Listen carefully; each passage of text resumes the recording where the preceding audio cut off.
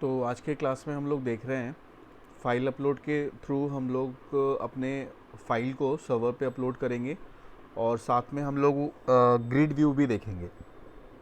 ठीक है, तो नॉर्मली पहले एक नया एप्लीकेशन ओपन कर लेते हैं, क्रिएट न्यू पे जाते हैं और यहाँ से हम लोग एक नया वेब फॉर्म ASP.NET 32 के नाम से है, इसे मैं क्रिएट कर लेता हूँ और यहाँ पे मैं वेब फॉर्म ले लेता हूँ।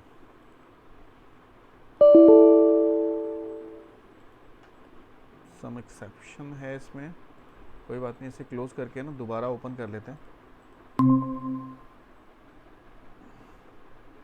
विजुअल स्टूडियो मेरे पास 2022 है, अगर आपके पास कोई दूसरा लाइक 19 भी है तो भी चलेगा। क्रिएट न्यू,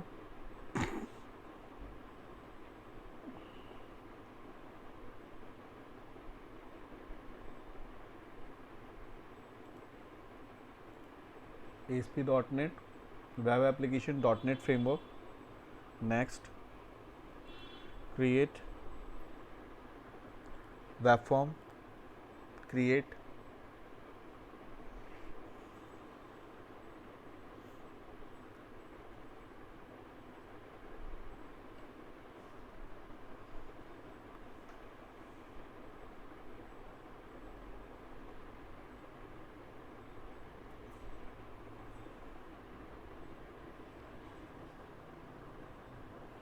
इसके साथ साथ हम लोग बैकएंड भी तैयार कर लेते हैं। एसक्यूएल सर्वर में एक टेबल प्रोडक्ट के नाम से हम लोग बनाते हैं, उससे मुझे डेटाबेस चाहिए होगा तो मैं कोई एग्जिस्टिंग डेटाबेस को यूज़ कर लेता हूँ। ABC_DB ऑलरेडी बना हुआ मेरे पास डेटाबेस है। इस डेटाबेस के अंदर एक हम लोग टेबल क्रिएट कर लेते हैं।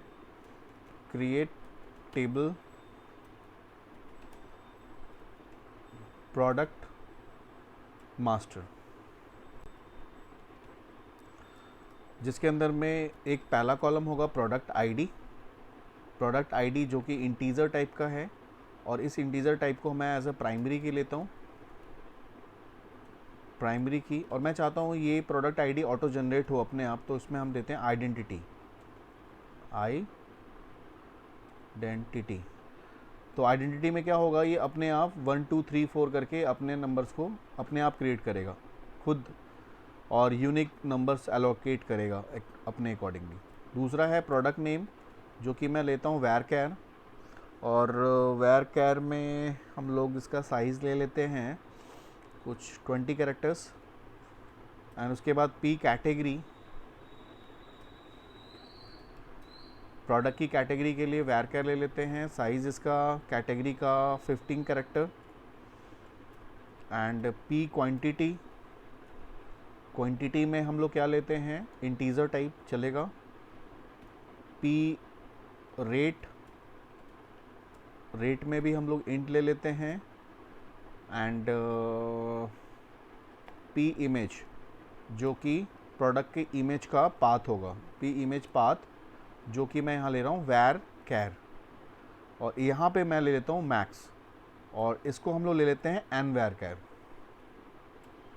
ठीक है, क्योंकि इसका साइज़ ज़्यादा भी हो सकता है और इसके बारे में कुछ डिस्क्रिप्शन लिखने के लिए ना हम लोग यहाँ पे ले लेते हैं P description, DECS description, nvarchar, size इसका मैं ले लेता हूँ 100, यानी कि ऑलमोस्ट ये 200 कैरेक्टर्स एक्सेप्ट करेगा। तो this is nvarchar। Now finally इस टेबल को एग्जीक्यूट कराते हैं। ठीक है, प्रोडक्ट मास्टर टेबल को मैंने एग्जीक्यूट कराया। मतलब अगर आप कोई वेबसाइट बना रहे हो ना, शॉपिंग पार्ट टाइप का कोई भी वेबसाइट आप डेवलप कर रहे हो, तो आपके वेबसाइट का जो सबसे पहला मॉड्यूल होगा वो यही होगा, प्रोडक्ट शॉपिंग पोर्टल के अंदर में। जो मैंने आपको नेसेसरी चीज़ें बताई हैं वो नेसेसरी तो ये तो हैं, इसके अलावा कई सारी चीज़ें और भी हो सकती हैं। इन स्टॉक की प्रोडक्ट कितने स्टॉक आपके मार्केट, मतलब आपके पास कितना स्टॉक पड़ा हुआ है, स्टॉक के अंदर में कौन सा आपका लाइक गोडाउन कौन सा है जहाँ पे ये प्रोडक्ट पड़ा हुआ है, तो कई सारी चीज़ें हो सकती हैं इसके अलावा।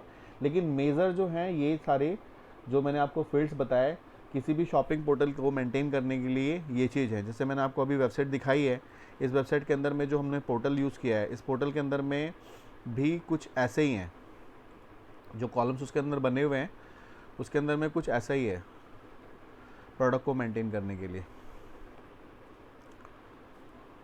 जिस फील्ड के भी यहाँ पे ये प्रोडक्ट शो हो रहा है आपका,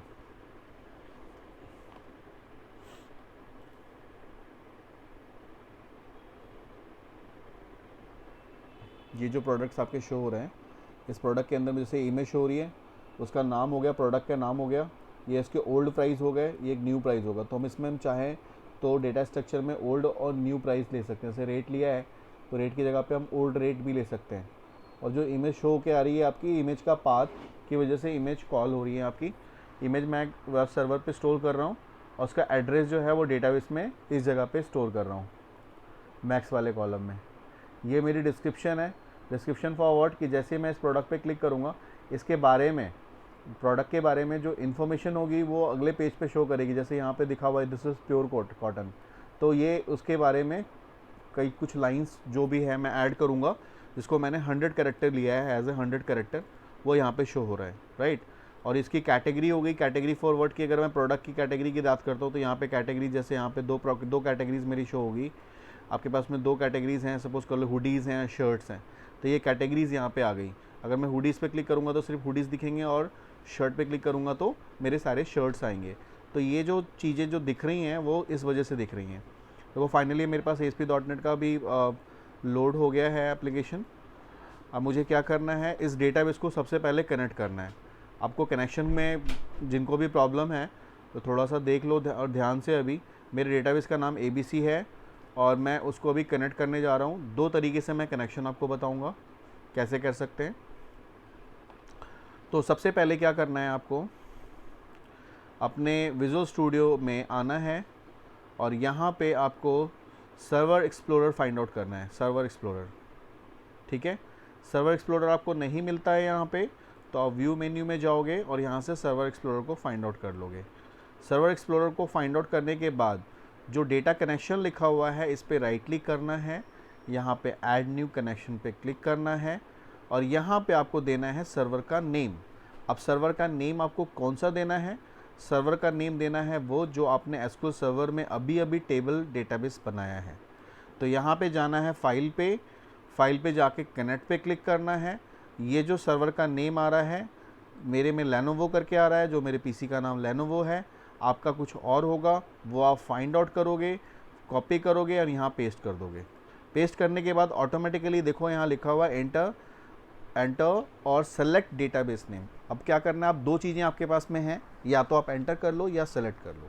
तो आप अच्छा रहेगा आप ABC, जैसे ABC अंडरस्कोर करोगे ऑटोमेटिकली उससे रिलेटेड डेटा आपके पास आ जाएगा। देखो ABC DB आ गया, ऑटोमेटिकली डेटाबेस से फैच हो गया। कनेक्शन पे क्लिक करना है, ये आपको बोलता है कि सक्सीडेड, दैट मीन्स ओके है। फाइनली ओके करोगे तो आपको एक नोड मिल जाएगा यहाँ पे, ठीक है। जो ये आपको नोड मिलेगा उस नोड पे आपका जो सर्वर है, जो डेटाबेस है वो कनेक्टेड हो गया। इसको अगर एक्सप्लोर करोगे तो आपको सारे टेबल्स दिखेंगे, सारे व्यूज़ दिखेंगे, सारे जितने भी सब चीज़ें आपने बनाई हुई हैं सब कुछ दिखेगा। अब आपको क्या करना है, इस नोड पे राइट क्लिक करना है, उसकी प्रॉपर्टी में जाना है। प्रॉपर्टी में जाने के बाद एक कनेक्शन स्ट्रिंग नाम की प्रॉपर्टी आपको मिलेगी, उसके पूरे एड्रेस को सेलेक्ट ऑल करके कॉपी कर लेना है। कॉपी करने के बाद आपको वेब कॉन्फ़िग फाइल में जाना है। वेब कॉन्फ़िग में क्यों कर रहे हैं, क्योंकि देखो जो एप्लीकेशन के पूरे रिसोर्सेज हैं, ये कॉन्फ़िगरेशन फाइल उसको के अंदर अगर आप कुछ भी इंफॉर्मेशन को शेयर कर देते हो तो that can be used by the whole application. मगर मैं इस कॉन्फ़िगरेशन के अंदर में कोई भी कॉन्फ़िगरेशन फाइल को अगर मैं डिप्लॉय कर देता हूँ तो that can be consume by the whole application file, including your pages, including your whole resources, ठीक है। बशर्ते कि आप उसको किसी पर्टिकुलर पेज के अंदर करो। अगर मैं इस पेज के अंदर कर देता हूँ कोडिंग तो ये सिर्फ इस पेज के लिए प्राइवेट रहेगा, तो फिर मुझे इस पेज पे भी करना पड़ेगा दोबारा, फिर मुझे इस पेज पे भी दोबारा करना पड़ेगा, हर बार मुझे कोडिंग करनी पड़ेगी, हर बार रिसोर्सेस वेस्ट हो रहा है, रिप्लिकेशन ऑफ डेटा हो रहा है। तो अच्छा ये है कि मैं पूरे एप्लीकेशन के लिए एक उन्होंने खुद से आपको वेब कॉन्फ़िग की फाइल बना के दी है कि वेब को कॉन्फ़िगर कर रहा है, तो मेरा जो कनेक्शन है वो भी कॉन्फ़िगर का पार्ट है। वो मेरे कनेक्शन को कॉन्फ़िगर कर रहा है। तो मैं कनेक्शन को कॉन्फ़िगर करने के लिए मैं वेब कॉन्फ़िग फाइल को ओपन करता हूँ, और वेब कॉन्फ़िग फाइल के अंदर में कॉन्फ़िगरेशन टैग के अंदर, जो कॉन्फ़िगरेशन टैग है ये, इस कॉन्फ़िगरेशन टैग के अंदर में कहीं पे भी मैं लिख सकता हूँ। मैं यहाँ पे भी लिख सकता हूँ, या मैं उसके एंड में भी लिख सकता हूँ। ये मेरी मर्जी है कि मैं इसको यहाँ लिखूँ या मैं उसे यहाँ लिखूँ। तो मैं इस कॉन्फ़िगरेशन फाइल में सबसे पहले मैं ऊपर आ जाता हूँ, और यहाँ पे मैं एक कनेक्शन स्ट्रिंग को ऐड करने जा रहा हूँ। क्यों? क्योंकि मैं कॉन्फ़िगरेशन फाइल के अंदर में मुझे क्या बनाना है, एक कनेक्शन बनाना है। तो कनेक्शन स्ट्रिंग के टैग को मैं ऐड करता हूँ जैसे, तो उसका एंड टैग आ जाएगा। ये आपको ज़बरदस्ती लिखना नहीं है। Don't try to write anything. मैंने क्या किया, मैंने लिखा नहीं है, देखो मैंने पूरा लिखा नहीं है, मैंने सेलेक्ट किया है। अगर आपको लिखना पड़ रहा है तो there is some problem, there is some mistake. आप वहीं रुक जाओ जहां लिखना पड़ रहा है आपको, तो लिखने की ज़रूरत नहीं है। Once you type the thing, आपने लिखा सिर्फ कनेक्शन, कनेक्शन की स्पेलिंग लिखी, ऑटोमेटिकली नीचे आ गया connection string. Just tab enter press कर दो, बाय डिफॉल्ट वो सिलेक्टेड आ रहा है, एंटर प्रेस कर दो, और जैसे ही आप इसको क्लोज करोगे ऑटोमेटिकली एंड टैग आ जाएगा।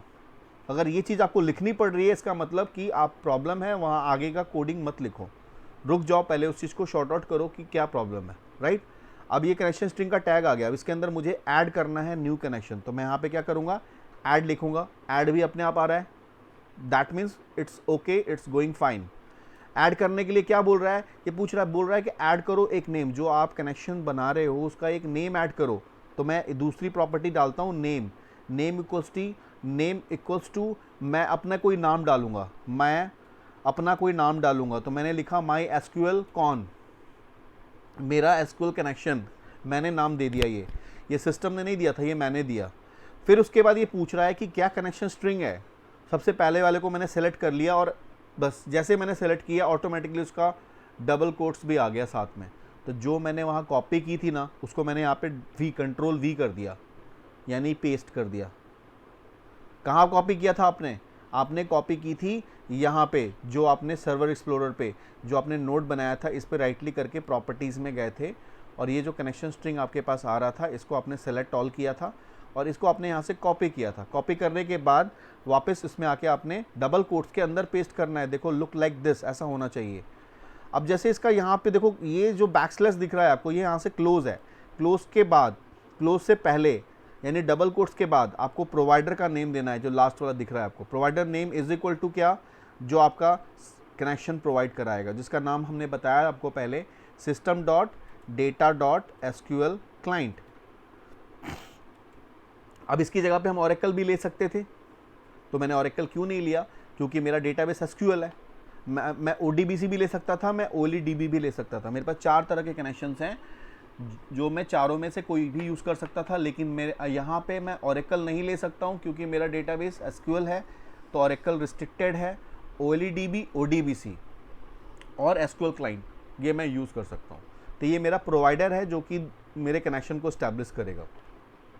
ये पूरा का पूरा पाथ मैंने किस में लिखा है, कनेक्शन स्ट्रिंग के अंदर लिखा है, दैट्स इट। इसको मैं यहाँ पे सेव कर देता हूँ। सिर्फ मुझे क्या ध्यान रखना है, my SQL connection con, my SQL con को मुझे ध्यान रखना है, जो मेरा नेम है, दैट्स इट।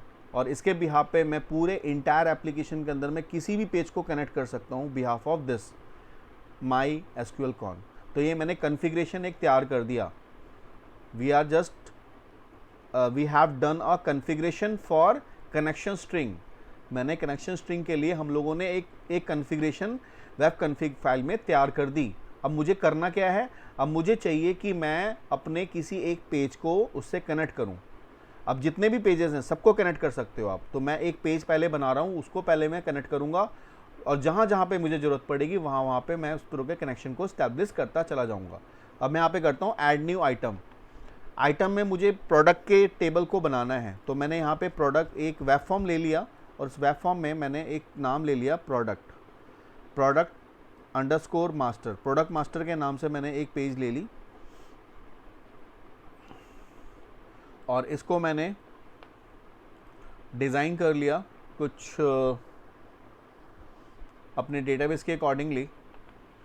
जो मेरे पास में रोज़ एंड कॉलम्स थे, मेरे पास में 1 2 3 4 5 6 7 7 क्या है, 7 मेरे पास में रोज़ हैं, तो मैंने 7 8 9 और ये 3 ले लेते हैं, यानी मैंने 3 एक्स्ट्रा ले लिया और 3 कॉलम्स ले लिए, 3 रोज़ ले लिए, सॉरी 3 कॉलम्स ले लिए और मैंने 9 रोज़ ले लिए।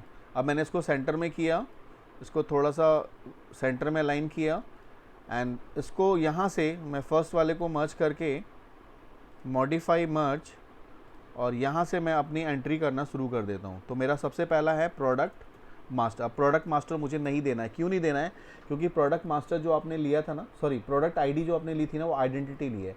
आइडेंटिटी का मतलब क्या होगा कि ये ऑटोमेटिकली जनरेट होगा,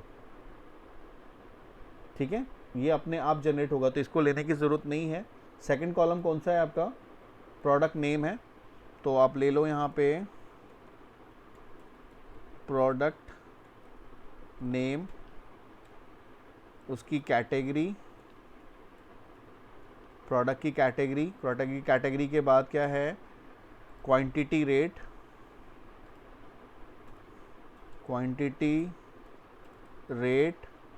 और उसकी इमेज, प्रोडक्ट इमेज, उसके बाद प्रोडक्ट की डिस्क्रिप्शन।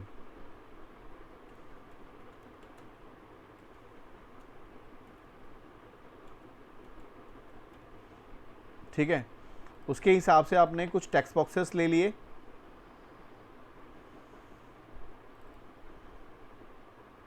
कॉपी पेस्ट कर लेते हैं।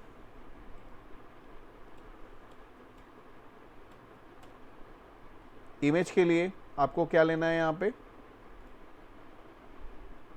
File upload, this control. और डिस्क्रिप्शन के लिए भी आपको एक टेक्स्ट बॉक्स चाहिए, जिस टेक्स्ट बॉक्स में आप चाहते हो कि डिस्क्रिप्शन जो होगा वो मल्टी लाइन में होगा, तो यहाँ पे मैं टेक्स्ट मोड में इसको क्या कर दूँ, मल्टी लाइन सेलेक्ट कर देता हूँ, और अकॉर्डिंग टू द साइज़ आप जितना चाहो आप इसको इंक्रीज़ कर सकते हो। ठीक है, ये आपने एक फॉर्म बना लिया, और फाइनली मैं ऐड की कोडिंग यहाँ पे कर रहा हूँ, सिर्फ ऐड की कोडिंग करते हैं, और जो मैं इमेज ऐड करूँगा प्रोडक्ट की, मैं इमेज को यहाँ पे शो कराता हूँ। ठीक है, तो इसको मैंने क्या किया, मॉडिफाई करके इसको मर्ज कर दिया, और इमेज को यहाँ पे मैं शो कराने के लिए मुझे एक और कंट्रोल की ज़रूरत पड़ेगी, उसका नाम है इमेज कंट्रोल। मैंने यहाँ पे प्लेस कर दिया, और प्रॉपर्टीज़ में जाके इमेज का साइज़ मैं कुछ 200,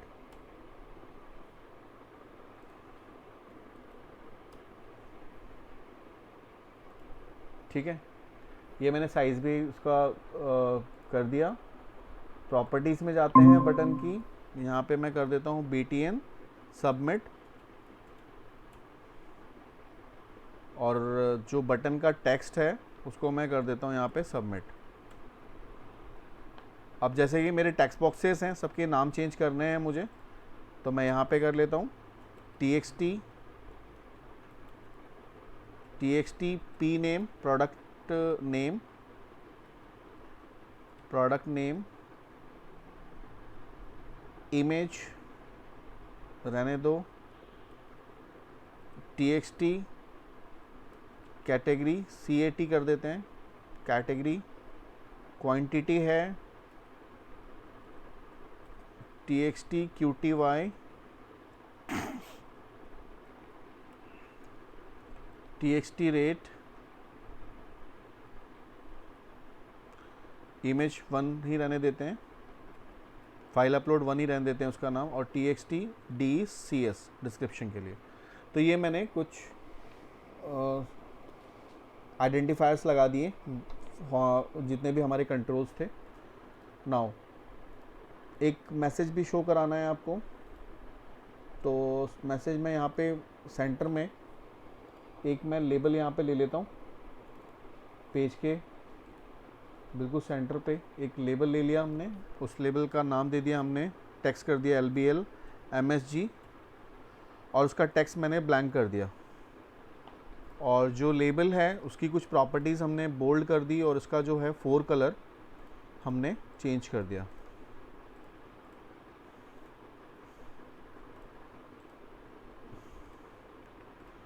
ठीक, तो हाउ टू कोड दिस, ये तो मेरा एक फॉर्म हो गया, जिस फॉर्म के थ्रू सिर्फ आप ऐड की कोडिंग कर रहे हो, ऐड की कोडिंग कर रहे हो, फाइल अपलोड के थ्रू फाइल को अपलोड करोगे और जो ये इन्फॉर्मेशन है वो इन्फॉर्मेशन मेरे इस फॉर्म पे जाके स्टोर हो जाएगी, मतलब इस जगह पे स्टोर हो जाएगी। यहाँ मेरा पाथ स्टोर होगा, यहाँ मेरी डिस्क्रिप्शन होगी, रेट होंगी, quantity, category, name, ID. ID अपने आप जनरेट हो रही है, आईडी मैं नहीं डाल रहा हूँ, ठीक है। तो what would be the code of the backend? Coding करने के लिए मुझे सबसे पहले कनेक्ट करना पड़ेगा। कनेक्शन को मैंने ऑलरेडी किस में लिखा हुआ है, एसक्यूएल इसमें कॉन्फ़िगरेशन फाइल के अंदर में मैंने बनाया हुआ है, जिसका नेम है माईकॉन। माईकॉन को मैं यहाँ से कॉपी कर रहा हूँ। अब देखो कैसे कनेक्ट करूँगा इस पेज को।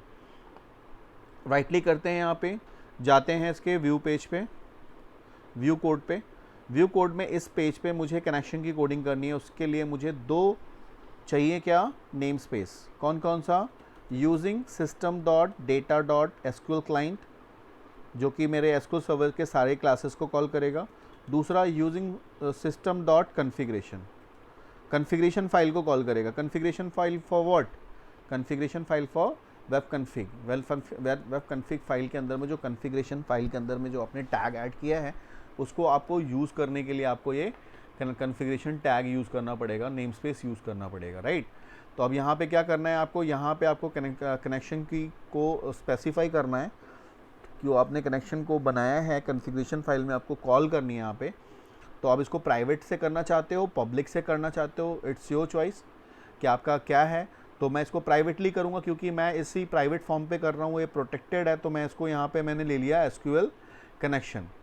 एसक्यूएल जो कनेक्शन में जो बिल्ड करने जा रहा हूँ उसका नाम ले लिया एसक्यूएल कनेक्शन। देखो एसक्यूएल कनेक्शन क्लास अपने आप आ गई, सिलेक्ट किया, एक यूज़र डिफाइंड टाइप आपने नाम लिया, is equal to new keyword use की, न्यू जब मेमोरी एलोकेट करेगा, किसके लिए किया? तो एसक्यूएल कनेक्शन के लिए किया। तो अगर आप यहाँ पे टाइप कर रहे हो एसक्यूएल कनेक्शन और एसक्यूएल कनेक्शन नहीं आ रहा है तो आप वहीं रुक जाओ, क्योंकि देयर इज़ समथिंग रॉन्ग। हो सकता है आपने ऊपर जो आपने क्लास कॉल की हुई, अगर मैं ये टाइप कर रहा हूँ और ये नहीं आ रही है क्लास आपके पास में, इसका मतलब है कि यहाँ आपके पास ये वाला टैग नहीं है सही से, या आपने स्पेलिंग मिस्टेक करी। अगर मैं कैपिटल सी की जगह पे मैं स्मॉल सी कर देता हूँ, आपने तो अगर मैंने तो सर लिखा ही है एसक्यूएल क्लाइंट लिखा है, बट नीचे एसक्यूएल देखो नहीं, गलत हो रहा है। क्यों गलत हो रहा है? क्योंकि आपने ऊपर स्पेलिंग गलत लिखी हुई है। तो आपको यहाँ पहले ठीक करना पड़ेगा। आपको कैसे ठीक करना पड़ेगा? आप यहाँ पे जाओगे और यहाँ पे कंट्रोल स्पेस बार दोगे, ऑटोमेटिकली वो जो सेलेक्टेड फाइल होगी वो आ जाएगी। कहीं पे ग्रीन का बटन होगा, कहीं ग्रीन कलर का लाइक अंडरलाइन शो करेगा, कहीं रेड कलर का अंडरलाइन शो करेगा। इसका मतलब समझ जाओ कि देयर इज़ समथिंग रॉन्ग। तो उसको आपको ठीक करना पड़ेगा उसी हिसाब से, तभी आप आगे बढ़ो। जहाँ पे भी प्रॉब्लम आ रही है वो वहीं रुक जाओ। ये देखो अब क्या है, मैंने कौन नाम से एक ऑब्जेक्ट डिफाइन करा, किसके लिए किया है? इसके एसक्यूएल क्लाइंट, एसक्यूएल कनेक्शन के लिए। तो कौन is a abstract object of SQL connection. SQL connection is a class and this is an abstraction. कौन इज एब्स्ट्रैक्शन ना, जो एक एब्स्ट्रैक्ट कर रहा है, जिसके अंदर की वैल्यू आपको नहीं पता, जिसकी अंदर की वैल्यू कौन दिखा रहा है, यहाँ पे कन्फिग्रेशन के थ्रू आएगा। तो ये कन्फिग्रेशन को कॉल करेंगे हम लोग, कन्फिग्रेशन मैनेजर। कन्फिग्रेशन मैनेजर कौन है? कन्फिग्रेशन मैनेजर है वेब कन्फिग फाइल। तुमने लिखा कन्फिग्रेशन मैनेजर डॉट, उसके अंदर मुझे किसके टैग को कॉल करना है? इस कन्फिग्रेशन मैनेजर के अंदर में कनेक्शन स्ट्रिंग टैग को कॉल करना है। तो यहाँ पे क्या लिखेंगे? Configuration manager dot connection string, control space bar दोगे ऑटोमेटिकली आ जाएगा। Don't try to write anything. आपको लिखना क्या है? यूज़र डिफाइंड टाइप क्या है? इस पूरी लाइन में यूज़र डिफाइंड टाइप सिर्फ ये है, कौन, ये है। मैंने सिर्फ कौन को लिखा है, बाकी तो ऑटोमेटिकली मेरे पास आए, ठीक है। अब इसके बाद मुझे क्या देना है? मुझे देना है जो मुझे लिखना है, जो मैंने वहाँ डबल कोट्स में कॉपी किया था, मैंने पेस्ट कर दिया। जो मैंने यहाँ पे स्पेसिफाई किया था माईकॉन को, यहाँ पे मैंने इसे कॉपी करके पेस्ट कर दिया। मैंने जो नेम दिया था वो नेम मैंने यहाँ पे माई कनेक्शन स्ट्रिंग में डाल दी। अब फिर मैंने इसको बताया कि ये क्या है, ये कनेक्शन स्ट्रिंग है। That's it, everything is okay. Last में मैंने सेमीकोलन लगा के इसे टर्मिनेट कर दिया। देखो this is your connection string. तो अब मुझे बार बार, अगर मैं कनेक्शन की कोडिंग में बार बार जो ये कोडिंग मैंने यहाँ लिखी थी, अगर मैं इस पूरी कोडिंग को बार बार मैं हर पेज पे लिखता तो कितना हैक्टिक होता। एप्लीकेशन के रिसोर्सेज जो है कहीं ना कहीं स्टक होते। तो उसको हमने क्या किया, एक सेपरेट फाइल में डाल दिया कॉन्फ़िगरेशन टैग के अंदर में, और उसको फिर हम लोगों ने क्या किया, शेयर कर लिया। जहाँ जहाँ मुझे शेयर करना था वहाँ मैं शेयर करता चला जाऊँगा इसमें। अब इससे क्या है, इससे ये माई यहाँ पे जो ऑब्जेक्ट आ रहा है, यहाँ जो माई कनेक्शन का ऑब्जेक्ट आ रहा है जिसका नाम रखा है माई एसक्यूएल कॉन, ये एक ऑब्जेक्ट क्रिएट किया हुआ है इसने, जिसके अंदर की पीछे की पूरी वैल्यू हाइड है। जो बैकएंड का जो कोड है, जो कनेक्शन स्ट्रिंग है, वो किसके अंदर पास है, वो तो माई कॉन के अंदर भी। इसकी डेफिनेशन यहाँ पे है, मैंने सिर्फ उसके ऑब्जेक्ट को कॉल किया है, तो उसकी जो इंटरनल डेफिनेशन है वो हाइड है। तो आप ये बोल सकते हो दिस इज एब्स्ट्रैक्ट ऑब्जेक्ट। एक एब्स्ट्रैक्शन यहाँ भी अचीव कर रहे हैं हम, और ये पूरा का पूरा स्ट्रिंग जो है वो किस में पाथ हो रहा है, कॉन के अंदर में। तो ये भी एक एब्स्ट्रैक्ट ऑब्जेक्ट है सर, यानी कि ये भी एक एब्स्ट्रैक्ट ऑब्जेक्ट है जो कि मेरे उस कनेक्शन स्ट्रिंग की डेफिनेशन को स्टोर करके रखा है। कॉन्फ़िगरेशन की डेफिनेशन क्या, पूरी डेफिनेशन, आपका सर्वर का नाम क्या है, उस सर्वर के अंदर में डेटाबेस का नाम क्या है, उस डेटाबेस के अंदर में जाने की सिक्योरिटी इंफॉर्मेशन क्या है। Each and everything is inside the my SQL connection. और उसको भी हम लोगों ने फिर क्या किया, एक एब्स्ट्रैक्ट ऑब्जेक्ट और बनाया जिस कॉन के नाम से, जो कि किसके टाइप का है, एसक्यूएल कनेक्शन टाइप का, जिसके अंदर मैंने डाल दिया। क्लियर है? तो this is your connection part, जो कि बहुत इंपॉर्टेंट है। किसी भी एप्लीकेशन को आप बनाने से पहले तो आपको यूज़ करना ही करना है, और हर जगह हम लोग मोस्टली यही यूज़ करने वाले हैं। ठीक है, हर जगह पे डेफिनेशन के अंदर में हम लोग जब भी वेबसाइट्स वगैरह बनाएंगे तो जो ये कनेक्शन स्ट्रिंग मैंने आपको लिखवाया है वही लिखेंगे, लेकिन वो थोड़ा थोड़ा सा हर जगह पे डेफिनेशन के हिसाब से चेंज हो जाएगा, बट पार्ट यही होगा। इसी तरह से करेंगे, वेब कॉन्फ़िग फाइल के अंदर ही करेंगे, राइट। अब हम आते हैं यूआई पे। यूआई पे मुझे क्या करना है कि once we submit on the submit click यहाँ पे, तो मैं चाहता हूँ कि इस बटन के क्लिक पे जो मैं कोडिंग करूँ, उस कोडिंग के बिहाफ पे मेरी पूरी इंफॉर्मेशन इस डेटाबेस के इस टेबल में जाके स्टोर हो जाए। ठीक है, और मेरी जो इमेज फाइल है, जो इमेज है मेरी, वो इमेज कहाँ पे स्टोर हो जाए, इमेज सर्वर पे इस लोकेशन पे जाके स्टोर हो जाए, जो एक फ़ोल्डर मैं यहाँ पे बनाने जा रहा हूँ।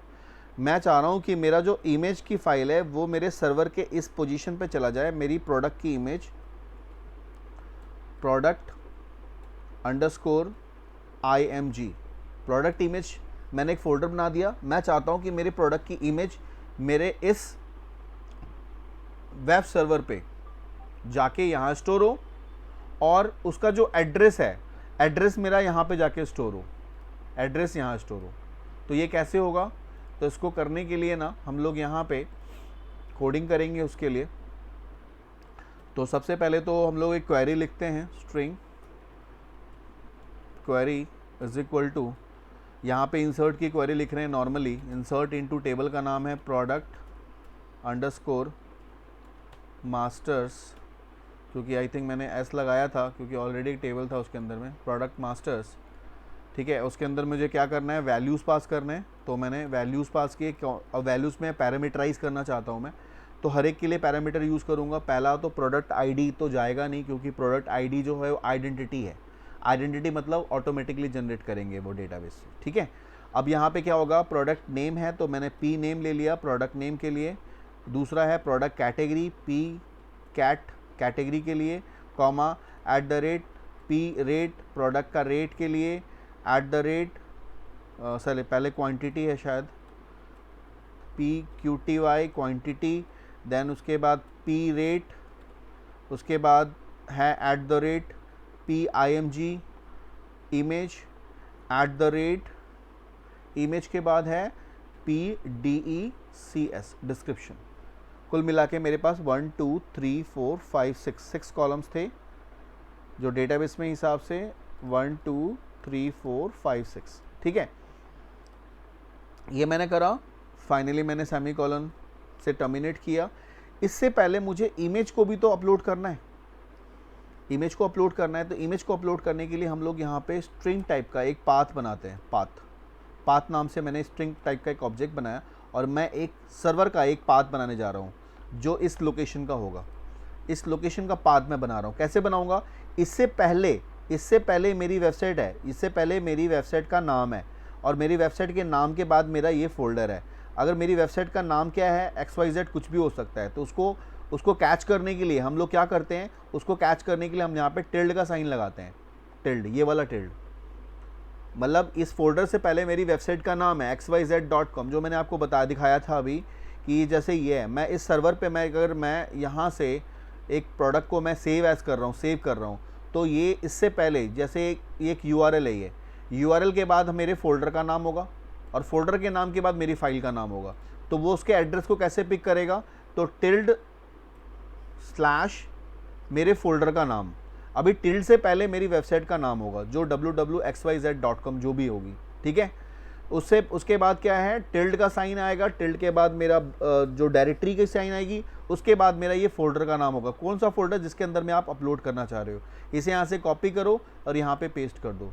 उसके बाद अगेन आप डायरेक्टरी का साइन दो, क्योंकि इसके अंदर आना है, इस डायरेक्टरी के अंदर आपकी फाइल सेव होनी है। तो ये आपने एक फिजिकल डायरेक्टरी बना दी जिसको आपने डबल कोट्स के अंदर डाल दिया, तो फिजिकल डायरेक्टरी बन गई। अब इसके बाद कौन सी इमेज स्टोर होगी, जो मैं रन टाइम से इस ब्राउज बटन पे जब मैं क्लिक करूंगा और यहां से मैं इमेज किसी भी इमेज को ब्राउज करूंगा, वो मैं इमेज चाहता हूं कि मेरे इस वाले लोकेशन पे जाके सेव हो जाए। क्या चाहता हूं मैं, जो इस फाइल अपलोड के थ्रू मैं ब्राउज करूंगा, जो भी मैं ब्राउज करूंगा XYZ, उस ब्राउज वाली जो फाइल होगी उसका एक नाम होगा। तो इसके नाम को हम कैसे पिक करेंगे, फाइल अपलोड 1 के थ्रू अगर मैं किसी इमेज को ब्राउज करूंगा तो उसको हम कैसे पिक करेंगे, उसको करेंगे file upload 1 dot file name के थ्रू। तो हम क्या करेंगे, यहाँ पे सबमिट के क्लिक पे हम यहाँ पे प्लस का साइन देंगे, कॉन्कैटिनेशनल ऑपरेटर। क्यों, देखो यहाँ पे प्लस का साइन क्या कर रहा है, ये भी एक स्ट्रिंग है और जो मैं अभी देने जा रहा हूँ वो भी एक स्ट्रिंग है। तो क्या करेगा, कॉन्कैटिनेट कर देगा, यानी 1 + 1 = 11, जो मैंने आपको लास्ट क्लास में बताया था। तो क्या हो गया यहाँ पे, file upload 1 dot file name, जो वो पिक करेगा, जो रन टाइम पे वो ब्राउज करेगा। तो ये दोनों मिलके क्या बन गया, पाथ के अंदर आ गया। यानी कि इसका आउटपुट क्या आएगा, अगर मैंने सपोज कर लो फाइल अपलोड के थ्रू एक फाइल मैंने पिक करी जिसका नाम है a.jpg, तो क्या इसका पूरा स्ट्रिंग क्या बना, ~product_image \a.jpg, ये पूरा स्ट्रिंग हो गया, जो कि किसके अंदर स्टोर हो गया, पाथ के अंदर। ये हो गया मेरे एड्रेस किसका, इस फोल्डर का के अंदर मेरी फाइल का एड्रेस। और इस फाइल के एड्रेस को मैं कहाँ स्टोर कराऊंगा, इस पाथ के अंदर में, यहाँ पे रन टाइम में मैं ये कराने जा रहा हूँ, ठीक है। तो ये हो गया मेरे पास, मैं इसको यहाँ से क्लोज कर लूँ। अब मैं यहाँ से क्या करूँगा, यहाँ से मुझे कमांड की ज़रूरत पड़ेगी, SQL command cmd = new SQL command. और इस कमांड के अंदर मैंने क्या पास कर दिया, मैंने क्वेरी पास करी, और क्वेरी के बाद मैं क्या पास कर रहा हूँ, कनेक्शन, जिसका नाम है कॉन, ठीक। अब इस cmd को मुझे बताना पड़ेगा कि मेरे पैरामीटर्स कौन कौन से हैं। तो cmd.parameters.add with value, कौन कौन से पैरामीटर्स हैं मेरे, वो मैं पैरामीटर असाइन कर देता हूँ डबल कोट्स में। सबसे पहला पैरामीटर है @pm,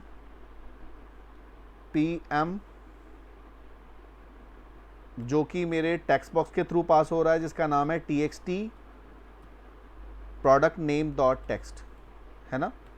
ये मेरा पहला पैरामीटर है, इसको मैं कॉपी कर लेता हूँ और मैं बाकियों में पेस्ट कर देता हूँ, ठीक है। अब मैं चेंज कर देता हूँ। दूसरा पैरामीटर मेरा कौन सा है, pcat, यानी कि pcat फॉर कैटेगरी, तो मैं यहाँ लेते pcat। तीसरा पैरामीटर क्या है, pquantity, तो मैंने pquantity यहाँ पे पेस्ट कर दिया। नेक्स्ट p rate मैंने यहाँ पेस्ट कर दिया। फिर pimage मैंने यहाँ पेस्ट कर दिया। अगेन कॉपी करते हैं, पेस्ट करते हैं, एंड लास्ट में p description मैंने कॉपी पेस्ट कर दिया। अब मुझे पहला वाला था, पहले तो मैंने चेंज कर दिया था, कैटेगरी मुझे चाहिए। कैटेगरी के लिए मैंने txt cat के नाम से मैंने लिया हुआ है, C करा था, कंट्रोल स्पेस बार प्रेस किया, ऑटोमेटिकली पिक कर लिया उसने। फिर क्वांटिटी है, मैंने P लिखा, Q लिखने बाद कंट्रोल स्पेस बार पिक किया, ऑटोमेटिकली अगर इसके नाम से आएगा तो आएगा, लेकिन नहीं मिला उसको, आई थिंक क्वांटिटी के नाम से, देखो आ गया। देन उसके बाद रेट है, रेट आ गया। इमेज चाहिए, अब मैं इमेज में क्या डालूंगा, इमेज में मैं उसको डालूंगा जो मेरे एड्रेस को पिक कर रहा है। एड्रेस को कौन पिक कर रहा है, पाथ। तो ये मैं जो पाथ के अंदर जो मैंने पूरा एड्रेस डाला है उसको मैं किसके अंदर डाल दूंगा, इसके अंदर में, दैट्स इट। तो पाथ एड्रेस, यानी कि जो मैंने अभी फॉर्म करके आपको एड्रेस बताया था, वो एड्रेस किसके अंदर स्टोर हो गया, किसके अंदर, इस वाले पाथ के अंदर, ठीक है। उसके बाद डिस्क्रिप्शन के अंदर में डिस्क्रिप्शन चली जाएगी, P description, description dot text. ठीक है, फाइनली आपने कनेक्शन को ओपन किया, तो कनेक्शन को ओपन करने के लिए आप कनेक्शन को चेक कर लो कि क्या कनेक्शन का स्टेट, कनेक्शन का जो स्टेट है क्या कहीं ओपन तो नहीं है। अगर कनेक्शन का स्टेट अगर ओपन है तो इसको क्या करना चाहिए, आपको क्या करना है, अगर क्लोज है तो आपको ओपन करना है। तो आप यहाँ पे क्लोज करके चेक कर लो कि अगर कनेक्शन का स्टेट अगर क्लोज है तो आपको क्या करना है, कॉन डॉट ओपन करना है, अदरवाइज नहीं करना। नहीं तो क्या होता है कि दोबारा से अगर आप कनेक्शन ओपन कोई दोबारा ओपन करोगे तो इंस्टेंटली आपके पास में एरर थ्रो करेगा। तो आपको यहाँ पे चेक कर लेना है कि कनेक्शन का स्टेट अगर क्लोज है तभी ओपन करे, अदरवाइज ना करे। ठीक है, उसके बाद मैंने क्या किया, उसके बाद हम लोगों ने CMD को एग्जीक्यूट कराया। CMD डॉट एग्जीक्यूट क्या आएगा, नॉन क्वेरी, क्यों, क्योंकि DML स्टेटमेंट है। और फाइनली मैंने कॉन को क्लोज कर दिया, तो कॉन क्लोज हो गया। और कॉन क्लोज होने के बाद मैंने किया LBL के पास मैसेज मुझे शो कराना है, तो LBL message dot text is equal to data saved,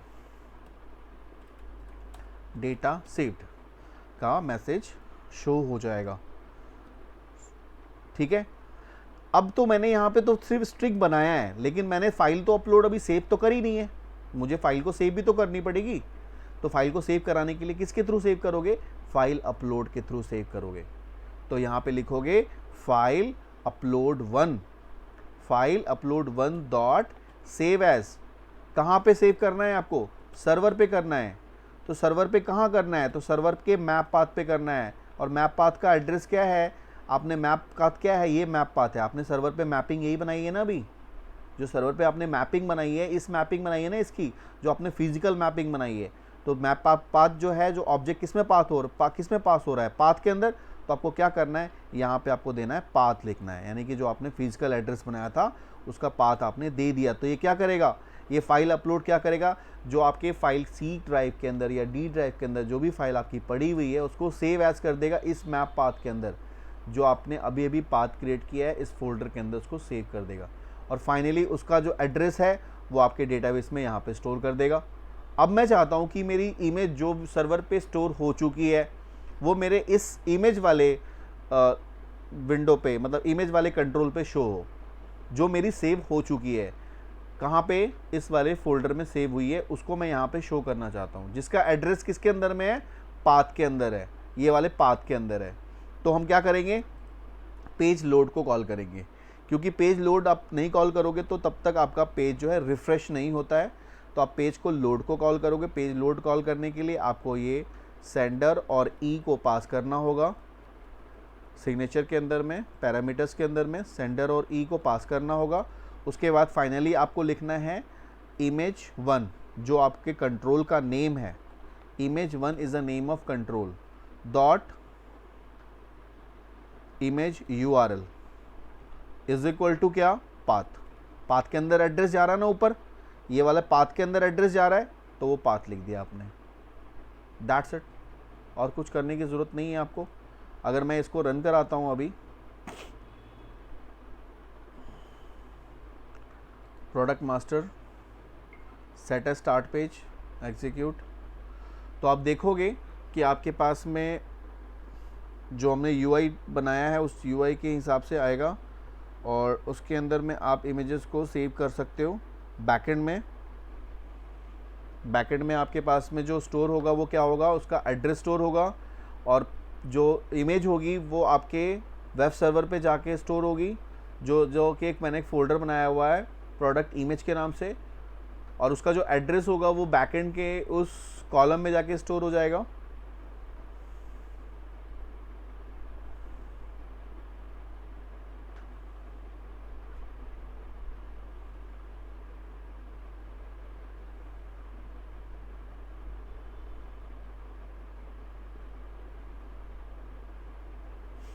तो ये एक तरीका है जिसके थ्रू आप यहाँ से वैल्यू को डेटाबेस में सेव कर सकते हो, इमेज को सेव कर सकते हो।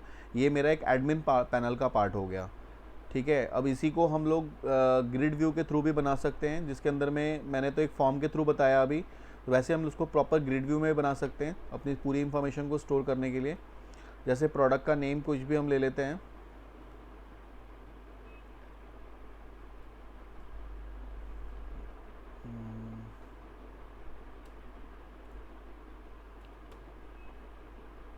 कैटेगरी है इसका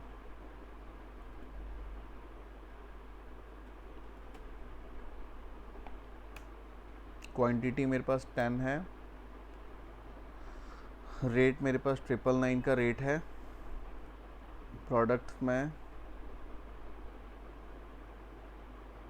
सेलेक्ट कर लेता हूँ एक,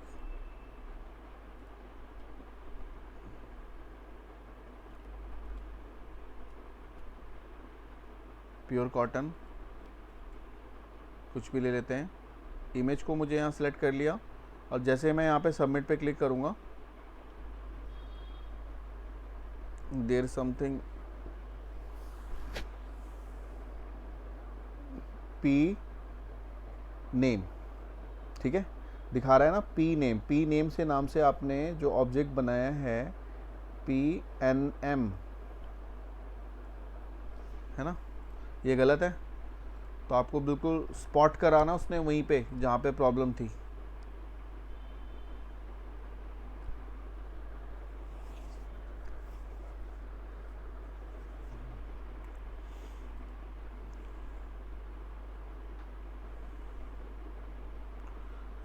जितना प्रोग्राम के अंदर में एरर आता है उतना अच्छा है, क्योंकि वो आपसे उससे सीखने मिलता है।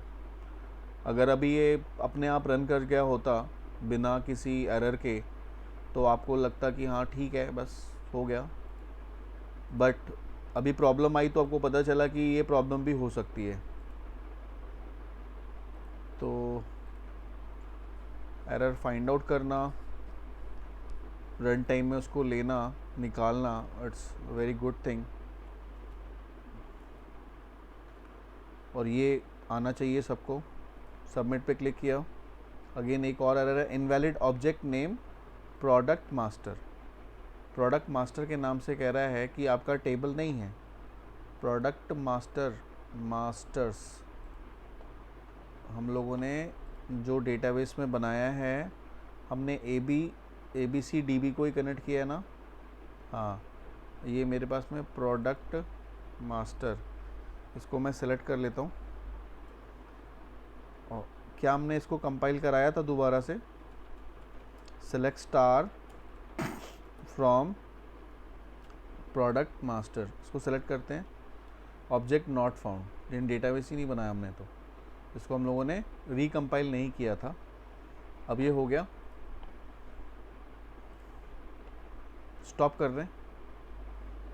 अब देखो आपके पास दो एरर आए ना अभी। एक तो पहले तो उसको कॉलम का नेम जो था उसने पैरामीटर लिया था, उस पैरामीटर की स्पेलिंग गलत लिखी थी हमने। फिर हम लोगों ने डेटाबेस का नाम ही गलत लिखा था, टेबल का नाम ही गलत लिखा था, तो जिस वजह से उसने टेबल के नेम के पे दिया। तो ये जो बेसिकली आता है ना, तो ये आप उसको एड्रेस को अगर पढ़ोगे ना, जो भी आपको एड्रेस रिटर्न करता है, जो एरर रिटर्न करता है, उसको पढ़ोगे तो किसी भी तरह के एरर को भी आप फाइंड आउट कर सकते हो, बहुत ही ईजी तरीके से कर सकते हो। तो एक अच्छी एबिलिटी है इसको करना, क्योंकि आप किसी कंपनी में जब जॉब करते हो ना, तो आपको किसी एग्जिस्टिंग प्रोडक्ट पे ही काम करने के लिए मिल जाता है कि भाई इसके अंदर में आप ढूंढो कि क्या है, इसके अंदर में किस तरह की प्रॉब्लम आई है, तो वो सारी चीज़ें आप उसी हिसाब से निकाल सकते हो। यहाँ पे सबमिट पे क्लिक किया और फाइनली ये डेटाबेस में सबमिट हो गया और मेरे पास मैसेज आ गया डेटा सेव्ड का। तो अब देखो यहाँ पे अगर मैं आप सेलेक्ट की क्वेरी आप चलाते हो, तो देखो आपके पास इस जगह पे क्या आया, इस जगह पे आपके पास वही एड्रेस आया जो फिजिकल मैंने बनाया था, tilde backslash product image backslash a.jpg। और अगर आप डेटाबेस यहाँ पे देखो, वेब सर्वर देखोगे, तो वेब सर्वर में आप क्या देखोगे कि जो आपने इमेजेस सेव किया था यहाँ पे, वो इमेज आपकी यहाँ पे इस वेब सर्वर में जाके स्टोर हो गई। यानी कि आपने जहाँ पे होस्टिंग परचेस की हुई है, वेब होस्टिंग ली हुई है, उस होस्टिंग में जाके आपकी इमेज स्टोर हो गई और आपकी जो एड्रेस, जो आपका डेटाबेस है उसके अंदर उसका एड्रेस स्टोर हो गया प्रॉपरली, दोनों चीज़। और अब 1 देखो अपने आप जनरेट हुआ, 1 की वैल्यू हमने नहीं डाली थी, 1 अपने आप ऑटोमेटिकली इंक्रीमेंट करता चला जाएगा। अगर आप चाहते हो कि ये 100 से स्टार्ट हो, तो यहाँ पे जब आपने आइडेंटिटी लगाया था ना, उसके बाद आप यहाँ पे ऐसे दे सकते हो 100,1। तो ये क्या होगा, 100 से स्टार्ट होगा और उसमें 1 इंक्रीमेंट करेगा, ठीक है। तो ऐसा भी आप कर सकते हो। तो फिलहाल मैंने 1 से स्टार्ट करना था, इसलिए मैंने 1 से किया था उसकी इंक्रीमेंट। तो 1 के लिए आपको कुछ देने की ज़रूरत नहीं है, तो ये आपने यहाँ से सबमिट करा लिया। उसी तरह से आप वैल्यू को जो आपने सबमिट किया, कभी कभी क्या होता है कि ये जो आपका इमेज है ये ब्लैंक होता है। जब ये ब्लैंक होता है तो भी एरर शो करता है। जैसे आप करोगे ना तो उसमें ब्लैंक होगा तो एरर शो करेगा। तो उसके लिए आप क्या करोगे, उसके लिए आप यहाँ पे हैश फाइल का यूज़ लगा सकते हो। कैसे करोगे, तो यहाँ पे आप कंडीशन लगा सकते हो, if file upload one dot hash file. ठीक है, अगर ये हैश फाइल इसके अंदर होता है तभी क्या करे, ये इसको ऐड करे, यानी कि हैश फाइल उसके अंदर फाइल है तो वो ऐड करे। अदरवाइज एल्स में क्या आएगा, एल्स में उसको मैसेज शो करे। क्या मैसेज शो करेगा LBL के अंदर में, कि LBL का टेक्स्ट जो होगा उसके अंदर में मैसेज करेगा कि प्लीज़ सेलेक्ट फाइल। ठीक है, प्लीज़ सेलेक्ट फाइल। फाइल किसको कहाँ से सेलेक्ट करेगा, जब तक वो फाइल सेलेक्ट नहीं करेगा तब तक उसकी वैल्यू सर्वर पे अपलोड नहीं होगी। तो ये कभी कभी ये एरर आने लगता है, तो आपको यहाँ पे हैश फाइल के थ्रू कंडीशन देना है। उसके बाद भी अगर आपको लगता है कभी कुछ एरर आ गया, कुछ भी हो सकता है। देखो क्या है, सर्वर है, सर्वर के अंदर में आपने तो सब चीज़ें सही बना दी एक बार, लेकिन किसी भी कारणवश सर्वर से ये डेटाबेस लॉस्ट कर जाता है, डेटाबेस लॉस्ट कर जाए या टेबल लॉस्ट कर जाए डेटाबेस से, तो उस केस में भी एरर आने लगता है। तो उस एरर को हम लोग कैसे रिजॉल्व करेंगे, उस तरह के एरर को हम लोग सिस्टम एरर कहते हैं। जैसे देखो ये तो आपका बैकएंड है, किसी भी कारणवश हो सकता है आपका एसक्यूएल सर्वर करप्ट हो जाए। तो जब एसक्यूएल सर्वर करप्ट हो जाएगा तो क्या होगा, डेटाबेस यहाँ से डिलीट हो जाएगी। जब डेटाबेस डिलीट हो गया तो क्या होगा, यहाँ पे एरर शो करने लगेगा। तो उस एरर को हम लोग कैसे रेक्टिफाई करेंगे, तो उसके लिए हम लोग यहाँ पे ट्राई कैच यूज़ करते हैं। जैसे फ़िलहाल देखो अभी क्या है, अगर मैं यहाँ पे विदाउट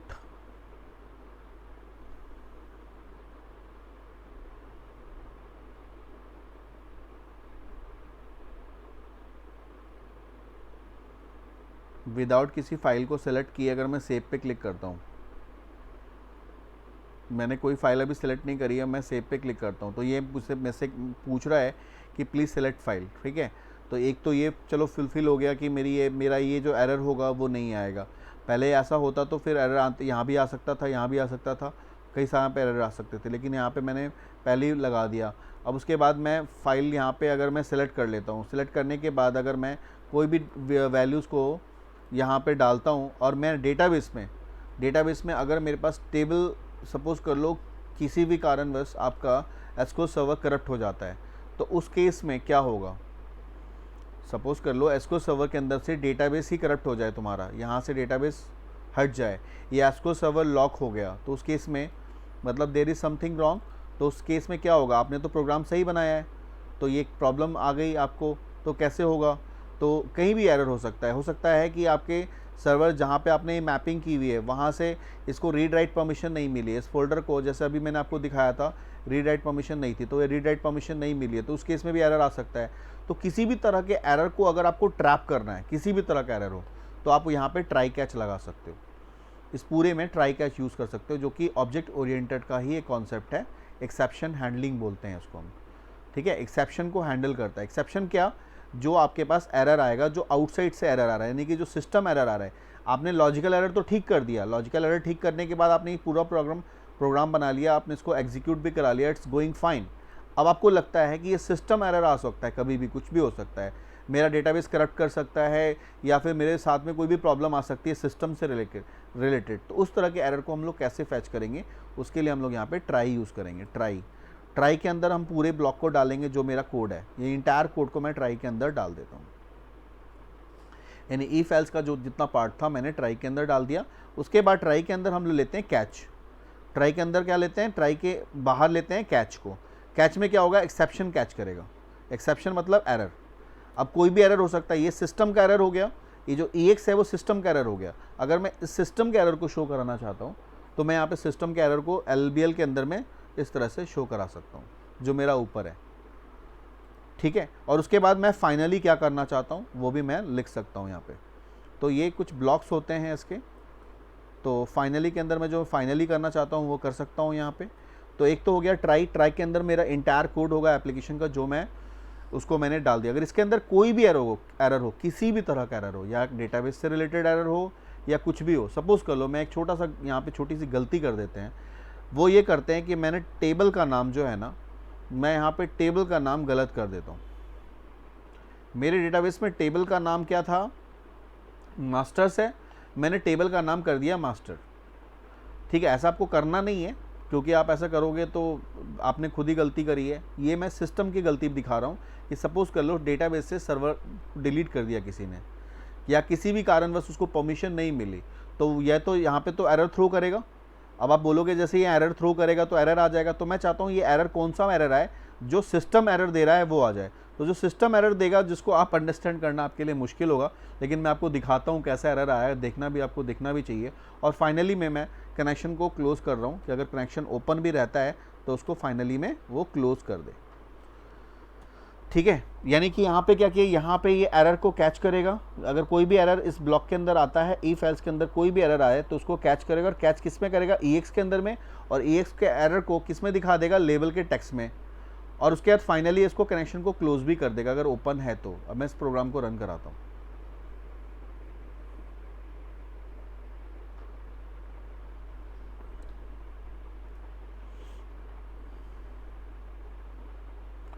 यहाँ हमने सब सारा काम हम करेंगे, मतलब हम फाइल भी अब सेलेक्ट करेंगे, हम सारी वैल्यूज़ भी डालेंगे, और डालने के बाद हम सबमिट पे क्लिक करेंगे। देखना क्या होता है।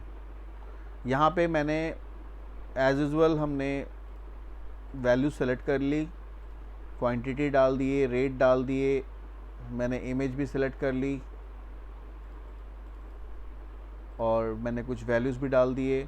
और जब मैं सबमिट पे मैंने जैसे ही क्लिक किया, लेकिन अब उसमें डेटाबेस में उसको ऑब्जेक्ट नहीं मिला तो क्या आया देखो, conversion fail when converting the nvarchar to UN data type. यानी डेटाबेस जो उसको वहाँ से मिला, जो उसको वहाँ से जो उसने अंडरस्टैंड किया, उस हिसाब से उसने वैल्यू को कन्वर्ट करके और आपको एरर दिखा दिया। यानी कि जो EX के अंदर में उसने जो कैच किया, जो EX के अंदर जो उसने कैच किया, EX को उसने शो करा दिया यहाँ पे। तो देयर इज़ समथिंग रॉन्ग। अब वहाँ पे कन्वर्जन का मैसेज क्यों आया, इसलिए कन्वर्जन का मैसेज आया कि हमने उस टेबल, उस डेटाबेस के अंदर में, जो ये डेटाबेस हमने सेलेक्ट किया है ना ABCDB, उसके अंदर में ऑलरेडी मास्टर्स के नाम से भी टेबल है। इसीलिए उसने क्या किया, उस ऑब्जेक्ट के साथ में उसको नहीं दिखाया। मतलब जो एक्चुअल एरर जो था उसने आपको शो कर दिया, क्योंकि ऑलरेडी इस नाम से भी टेबल है बना हुआ। यहाँ पे देखो, यहाँ पे ऑलरेडी इस नाम से भी टेबल बनी हुई है, इस वजह से उसने दिखा दिया। क्योंकि उसका डेटा टाइप और उसके डेटा टाइप में मिसमैच का एरर आ गया, तो उसने मिसमैच का एरर शो कर दिया कि भैया जो आपके, क्योंकि देखो यहाँ पे जो P कोड था ना, वो आइडेंटिटी नहीं है, और जो कि इंटीजर टाइप है। और जो हम लोगों ने पास किया, वो क्या पास किया हमने पास किया था कैरेक्टर। ये हमने कैरेक्टर पास किया। तो ये जो कैरेक्टर है, और जो ये कैरेक्टर में जो हम लोगों ने वैल्यू डाली थी वो, और उसका जो डेटा टाइप था इंटीजर, तो वो उसने एक्चुअल एरर वहाँ से कैच किया, और कैच करके आपको क्या दिखा दिया कि ये जो डेटा टाइप पे एरर है। अगर आप उसके डेटा टाइप, अगर आप उसका जो है और भी जो नेम आपने दिया हुआ है, अब इस नेम को ही आप और गलत कर दो, मैं एक और हटा देता हूँ जिस नाम से टेबल है ही नहीं। अब देखना क्या होता है। अब वो किस एरर को कैच करेगा, वो बताएगा कि इस नाम का टेबल, काफ़ी सारी लाइनों में वो आपको देगा, शो कराएगा कि अब इस नाम का ऑब्जेक्ट डेटाबेस में है ही नहीं। लेकिन आपको उसको लेके नहीं जाना है। इसकी जगह पे आपको क्या एरर शो कराना है, वहाँ पे समथिंग वेंट रॉन्ग। जो डेटाबेस में हो रहा है वो एग्जैक्टली क्यों दिखाओगे आप उसको, यूज़र को तो आप ये दिखाओ कि समथिंग वेंट रॉन्ग। आप सिर्फ आप उसको देखो कि आप कुछ गलत चल रहा है, जिस वजह से आपका एप्लीकेशन नहीं चल रहा है। Still your application is going on, आपको ये दिखाना है। तो अब जैसे ही मैं सबमिट पे क्लिक करता हूँ, देखो मेरे पास कितने एरर्स आ रहे हैं। Invalid object name product master. उसने बता दिया कि आपका जो प्रोडक्ट का जो मास्टर का जो नेम है ना, जो टेबल है, वो इनवैलिड है, इनवैलिड नेम है इसका, मतलब नाम गलत है। तो आपको ये दिखा दिया। तो ये आपको यूज़र को दिखाने की ज़रूरत नहीं है। यूज़र को आपको क्या दिखाना है, समथिंग वेंट रॉन्ग। यानी डेटाबेस से कोई भी एरर होगा तो ऑटोमेटिकली वो कैच करेगा, और कैच करके उसको ये दिखा देगा। तो यहाँ पे हम लोग क्या करेंगे, जो EX का ऑब्जेक्ट था ना, वो हम नहीं देंगे, और फाइनली जो मैसेज जो मेरा है, जो हमारा मैसेज होगा, उसको डबल कोट्स में हम यहाँ पे शो करेंगे।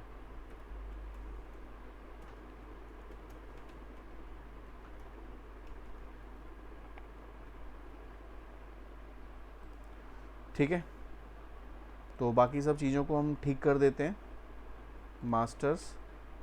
तो इस तरह से किसी भी तरह के एरर को आप कैच कर सकते हो और कैच करके आप दिखा सकते हो। तो एक्सेप्शन हैंडलिंग का पार्ट है जो कि ऑब्जेक्ट ओरिएंटेड ऊप्स के अंदर में जो 4 पिलर्स मैंने बताया था ना, उसके साथ में ये एक और फीचर है जिसको हम लोग कहते हैं exception handling. Try catch finally एक थ्रो भी होता है, तो थ्रो भी कर सकते हैं हम, कहीं दूसरी जगह पे हम थ्रो करना चाहें तो थ्रो भी कर सकते हैं। तो देखो, अगर किसी प्रोग्राम में अगर मैंने कोई भी एरर नहीं डाला और मैं प्रोडक्ट का नेम सेम ले रहा हूँ, क्लॉथ ले रहा हूँ, क्वांटिटी मैंने 50 कर दिए, रेट मैंने ये कर दिया, और एक और मैं क्लोथ्स ऐड कर देता हूँ ये वाला, ठीक है, और कुछ भी मैंने नरेशन डाल दिया और सबमिट पे क्लिक कर दिया। अब सब कुछ ओके है, तो क्या हुआ, डेटा सेव कर दिया उसने। सब कुछ ओके था तो डेटा सेव कर दिया।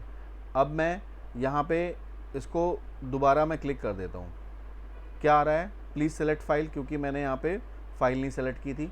अब मैं यहाँ पे फाइल सेलेक्ट कर लेता हूँ, कोई भी फाइल मैंने सेलेक्ट कर ली और सब एवरीथिंग इज़ ओके, सबमिट पे किया, डेटा सेव हो गया। ठीक है, तो अगर कोई भी, ये तो मेरा लॉजिकली एवरीथिंग इज़ ओके, तो प्रोग्राम आपका चल रहा है। अगर आपके पास में अगर कोई प्रोग्राम के अंदर में कोई लॉजिकल एरर्स भी होगा ना, उसको भी ये ट्राई कैच वो कर लेगा, कैच कर लेगा। बट आपको ट्राई कैच कब लगाना होता है, जब आप फाइनली अपने प्रोग्राम को पूरी तरह से बना लेते हो, जब आप पूरा आपने इम्प्लीमेंटेशन कर ली है, उसके बाद आप ट्राई कैच लगाएं, क्योंकि ट्राई कैच उस एक्सेप्शन को कैच करेगा जो आप चाहते हो कि जो सिस्टम थ्रो करे, यानी सिस्टम मतलब एसक्यूएल सर्वर थ्रो करे या आपका एप्लीकेशन इन्वायरमेंट आपका थ्रो करे, तो उस तरह के एरर को वो कैच करेगा। This is called exception handling.